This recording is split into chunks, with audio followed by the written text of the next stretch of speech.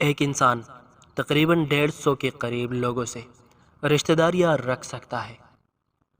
سورج ہمیشہ سے بہت اکیلا ہے، لیکن وہ ابھی بھی چمک رہا ہے۔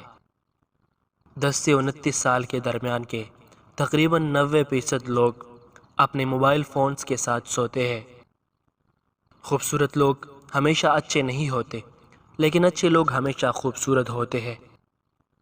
ہر انسان کی 3 زندگیاں ہیں: پبلک لائف، پرائیویٹ لائف اور سیکرٹ لائف۔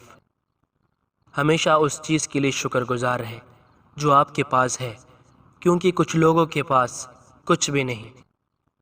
جب آپ کسی کے زیادہ قریب ہوتے ہیں تو ان کے میسیجز پڑھتے وقت آپ کو ان کی آواز اکثر محسوس ہوتی ہے۔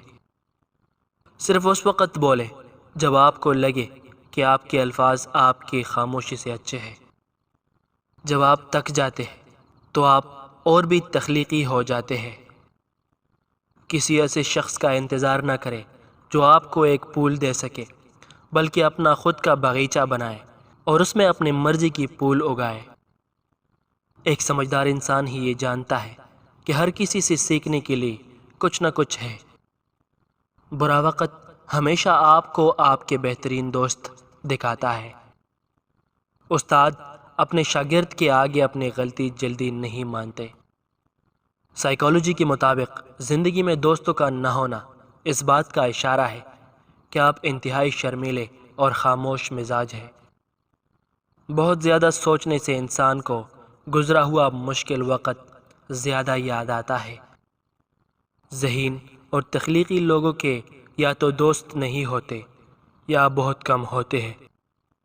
جو لوگ بہت کم سوتے ہیں وہ چڑچڑے پن کا شکار ہو جاتے ہیں، اور جو زیادہ سوتے ہیں ان میں بھوک کا احساس زیادہ ہوتا ہے۔ اگر آپ کو لگتا ہے کہ کچھ برا ہونے والا ہے تو آپ نے اپنے دماغ کو کسی بھی مشکل کے لیے تیار کر لیا ہے۔ ایک منفی بات سننے سے کم از کم 5 مثبت یادیں خراب ہو سکتی ہے۔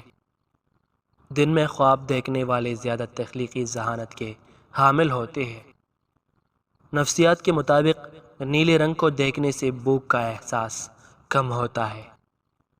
جو لوگ دھوپ میں زیادہ وقت گزارتے ہیں ان کے خوش رہنے کا امکان دوسرے لوگوں سے زیادہ ہوتا ہے۔ جو لوگ دعویٰ نہیں کرتے اور اپنا راز چھپاتے ہیں ان کی کامیابی کا امکان 90% تک بڑھ جاتا ہے۔ رات کو زیادہ سوچنے سے سونے کی صلاحیت کم ہو سکتی ہے۔ خواتین اپنی غلطیوں پر معافی مانگنے میں مردوں سے زیادہ جلدی کرتی ہے۔ کچھ لوگ زیادہ خوش ہونے سے ڈرتے ہیں کیونکہ ان کا کہنا ہے کہ زیادہ خوش رہنے سے کوئی مصیبت آ سکتی ہے۔ بچے اس وقت تک آنسو نہیں بہاتے جب تک وہ 1 ماہ کے نہ ہو جائے۔